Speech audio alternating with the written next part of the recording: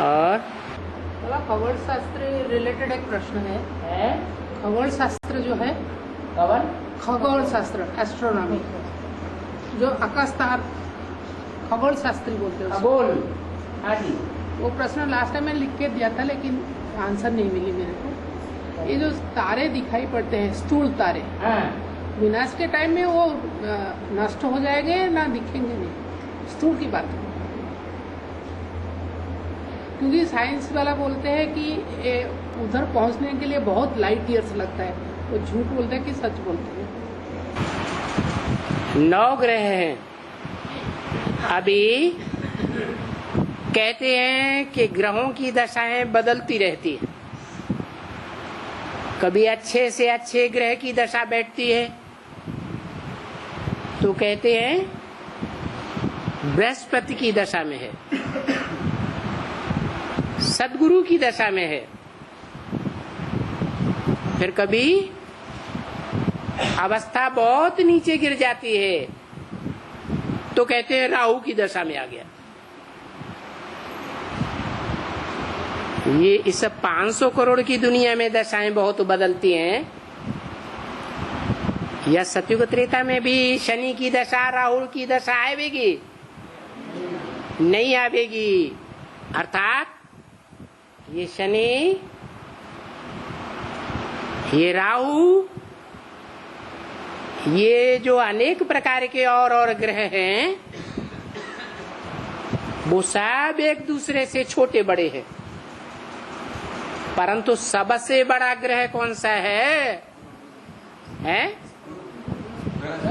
बृहस्पति। बहुत बड़ा है।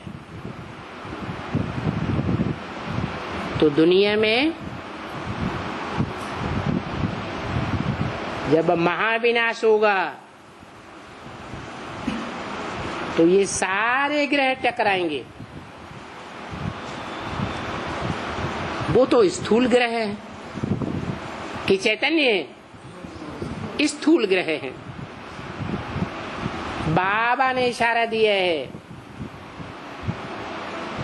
तुम बच्चे धरती के चैतन्य सितारे हो और वो आसमान में जड़ सितारे हैं।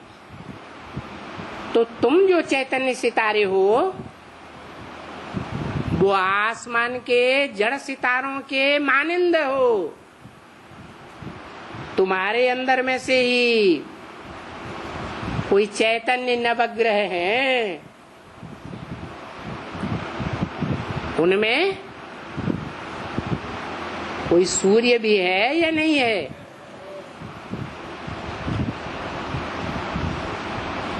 जो सूर्य समान है उस सूर्य की दशा में रहना चाहिए हमेशा, या और जो ग्रह हैं, नक्षत्र हैं, उनके प्रभाव में रहना चाहिए है? लेकिन सब ऊंचते ऊंचे के प्रभाव में रहते हैं क्या? नहीं रहते हैं। माना नीचों के प्रभाव में भी रहते हैं तो नई दुनिया कैसे आवेगी? नई दुनिया में आने के लिए क्या जरूरी है? क्या जरूरी है? सूर्य की निश्चित दूरी में रहना है। सूर्य के निश्चित दूरी में रहना है। नहीं, दूरी की रहने की मतलब नहीं है। बात है प्रभाव से प्रभावित होने की। तो 9 ग्रहों से प्रभावित होना है नंबरवार, या एक के प्रभाव में सदैव रहना है? एक के प्रभाव में रहना है। लेकिन सब रहेंगे? नहीं रहेंगे। तो क्या जरूरी है फिर? क्या होना चाहिए? कैसे रहेंगे? तब ही रहेंगे जब सब ग्रह नक्षत्र आपस में टकराएं। यहाँ ज्ञान की टकराहट है।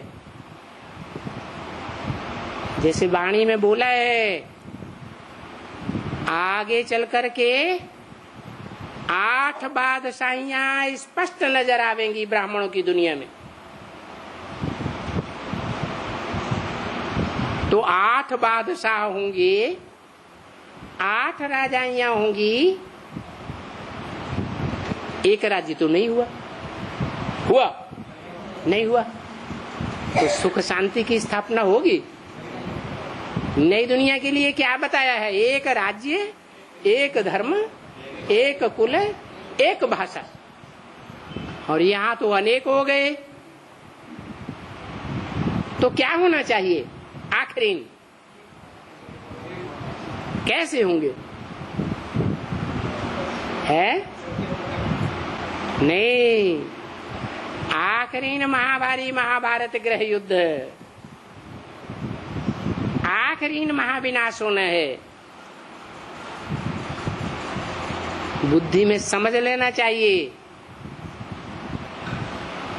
ये और जो हैं ग्रह नक्षत्र, ये सभी सुधरने वाले नहीं है कि सुधरने वाले हैं? नहीं सुधरेंगे।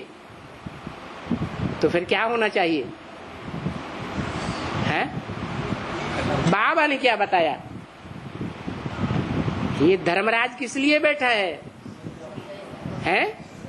जो नहीं सुधरेंगे उनका इस दुनिया से पत्ता साफ हो जाएगा, आपस में टकराएंगे और टकरा टकरा करके खत्म हो जाएंगे। कौन बचेगा? है वही वृक्षपति बचेगा। सारे वृक्ष का पति कौन होता है? पत्ते, डाल डालियां, फल या फूल, बीज। तो सारी सृष्टि का जो एक बीज है वो ही बचेगा। या तो वो बचेगा या उसके प्रभाव में रहने वाले बचेंगे, बाकी सब खलास हो जाएंगे। ये है आपका खगोल शास्त्र।